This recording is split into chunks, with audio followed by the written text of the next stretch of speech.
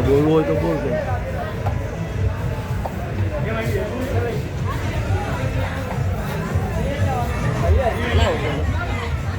શ્યામ સુંદર શ્રી અમને મહારાણી કી જય. આજે નોમ પૂર્ણાંક ઠકરાણી ગોવિંદ ઘાટ મહાપ્રભુજીના બેઠકજી. શ્રીજી બાવા સાક્ષાત વિરાજે, યમુનાજી સાક્ષાત વિરાજે. ભલે આપણા ચક્ષુ એવા નથી કે કમળના માળાજી હાથમાં લઈને દર્શન થાય, પણ અહીંયા તો સાક્ષાત વલ્લભે પૂછ્યું દમલા આમાં કયો ગોવિંદ ઘાટ અને કયો ઠકરાણી ઘાટ. તરત મહારાણીમાં હાથમાં કમળના માળાજી લઈને પ્રગટ થયા. એ દર્શન જાણે અત્યારે આપણને થતા હોય. આ તટ જુઓ, આ રેણું જુઓ, આ જળ જુઓ, આ પક્ષીઓ જુઓ, આ વૃક્ષો જુઓ, આ પાન જુઓ, આ વૈષ્ણવનો આનંદ જુઓ. અહીંયા બધાય આવે છે, એકલા વૈષ્ણવ નથી આવતા. અન્ય માર્ગે આવીને એવા રાજી થઈને કે ઓહો આ યમુનાજી છે. નામ બોલતા બોલતા જ એમના મુખ ઉપર જે ભાવ આવે છે તો મને એમ થાય કે આ તો અન્ય માર્ગે નહીં આવો પ્રેમ આવે છે તો અમે તો તારા છીએ, અમે તો તું અમને લાડ લડાવે છે. તવ લાલના સુરધુની પરમ સંગમાં.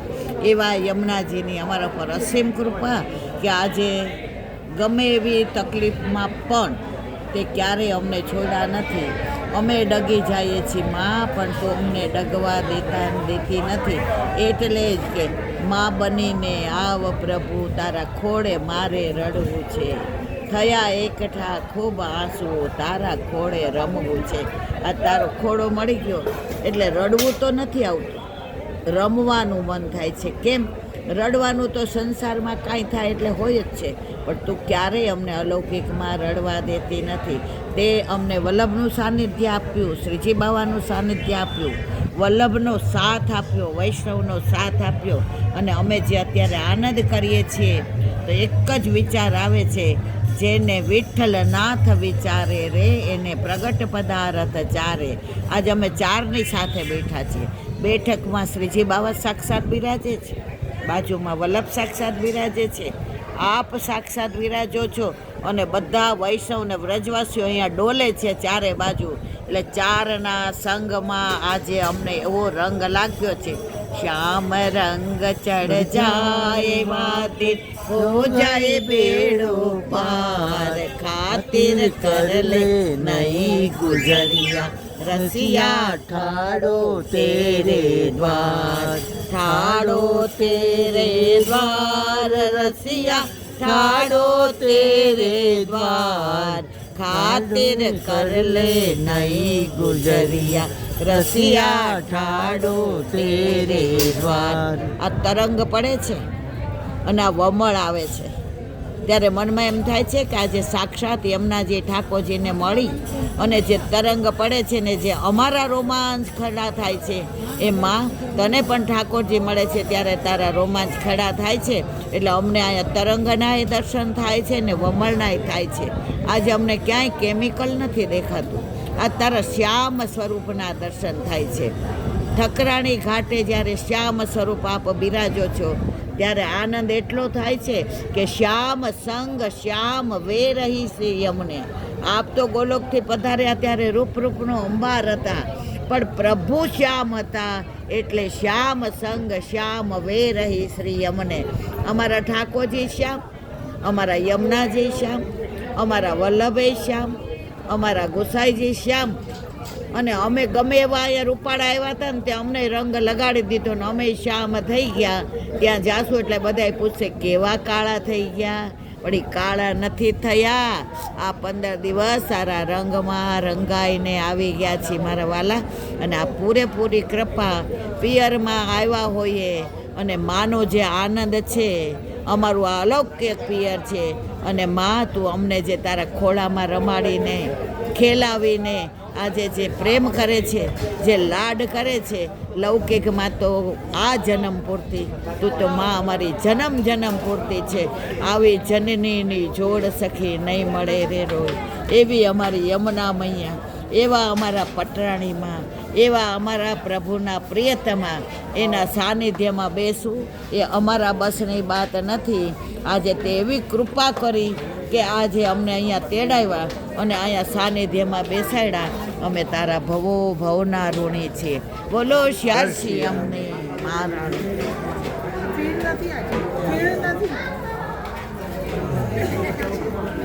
ચાલુ કરો. વલ્લભાધીશ કી જય. આજે આનંદ મારા રે અંગમાં રસવાત્યો છે રૂડા રે અંગમાં પધાર્યા રે શ્રી વિઠ્ઠલનાથ નજર્યું ભરી નિરખી. આજે આનંદ ભલે છેલ્લો દિવસ છે, 15 દિવસ ઘણો આનંદ કર્યો. મહારાણીમાં એ વલ્લભે ગુસાઈજીએ ઠાકોરજીએ વૈષ્ણવોએ બહુ આનંદ કરાવ્યો.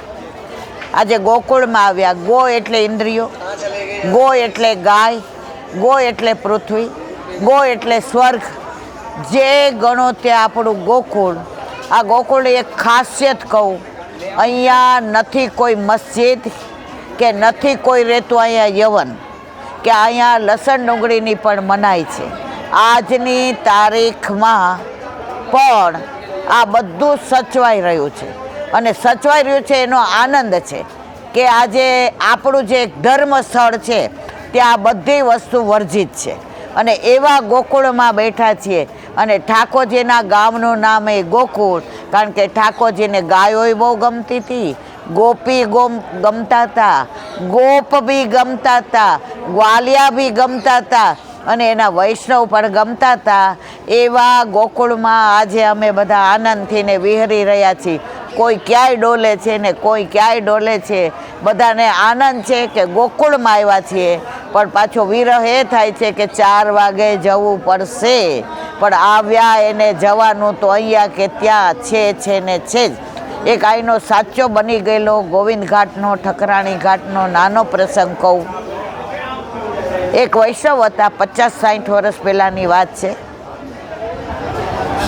ગુજરાતના એક ગામમાં રહેતા હતા અને એ બેન હતા એ રૂપનો અંબાર હતા. 16 વર્ષની દીકરી હતી, સ્કૂલમાં ભણવા જતી હતી અને ત્યાં એક ટીચર એમને સંગીતનું ભણાવતા હતા.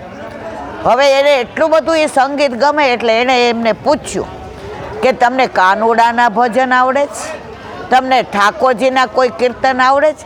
તો કે ના, મને રાગ બિહાગ આવડે, ગૌરી આવડે, સારંગ આવડે, ગોડ સારંગ આવે, દેવગંધાર આવડે, બિલાવળ આવડે, પણ મને ઠાકોરજીનું કાંઈ નથી આવડતું.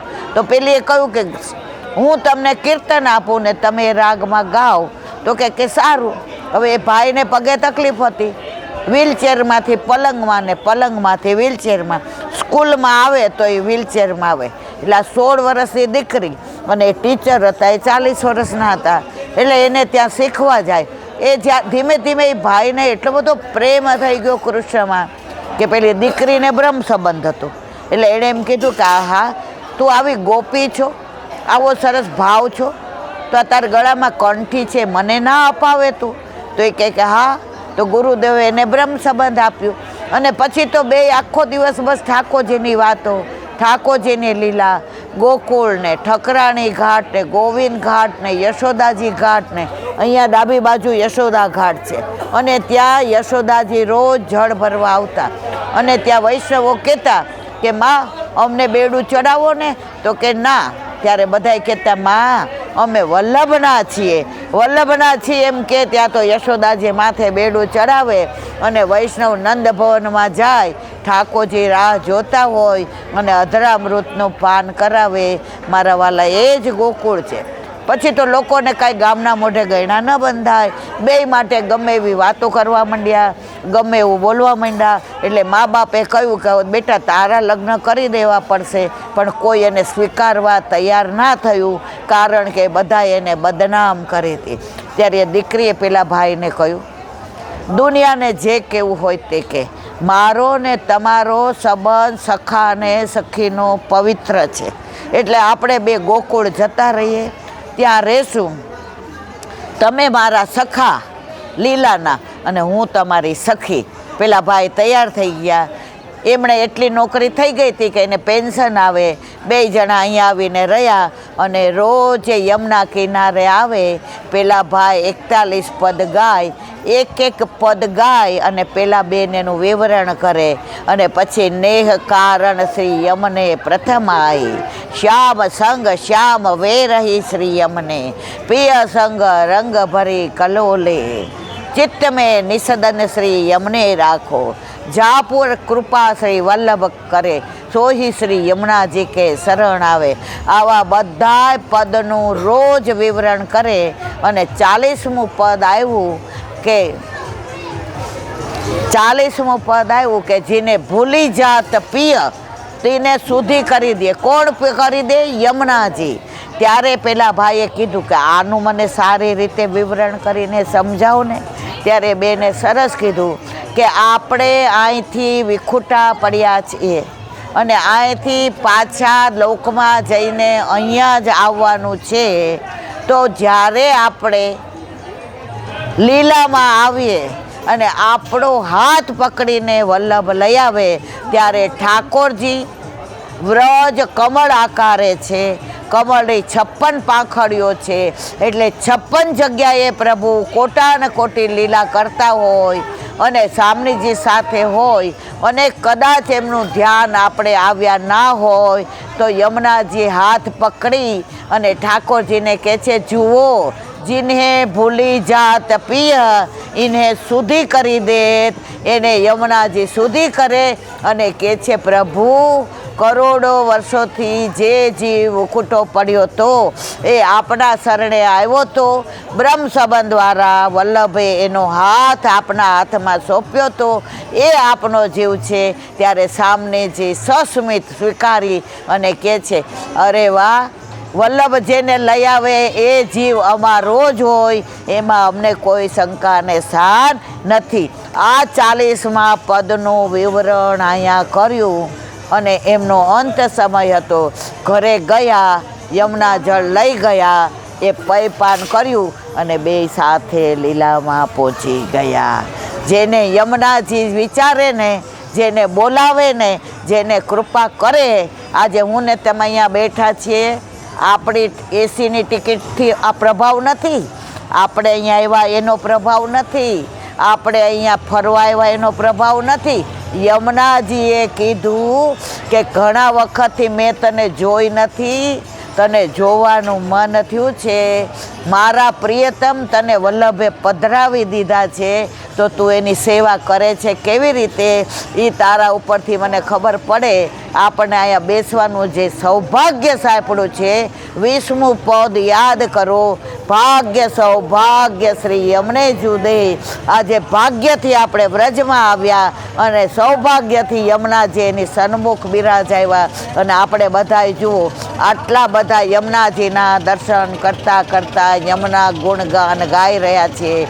આ મારા ને તમારા બસની વાત નથી, આ વલ્લભની કૃપાનું ફળ છે. તો મહારાણી માને એ જ વિનંતી કે સદાય આજે અમે દેહથી આવ્યા છીએ પણ અમે ઘરે જઈએ તો નિત્ય માનસીમાં હે મહારાણીમાં અમને ઠકરાણી ઘાટ આવે, ગોવિંદ ઘાટ આવે, આપનો તટ મળે, આપનું સાનિધ્ય મળે, આપના હાથમાં કમળના માળાથી લઈને પ્રભુને ધરાવવા જાતા હો ને પ્રભુ આપના હાથમાંથી લઈને આપને ધરાવે અને પ્રસાદી માળા અમને મળે.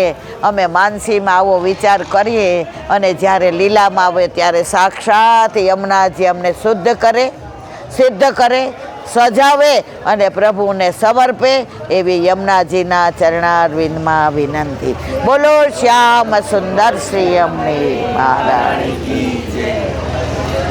15-20 મિનિટનો થઈ ગયો છે. શું કર્યું સત્સંગ? શું કર્યું? જોઈ લેજો યુટ્યુબમાં. જોઈ લીધો કાલથી. હા.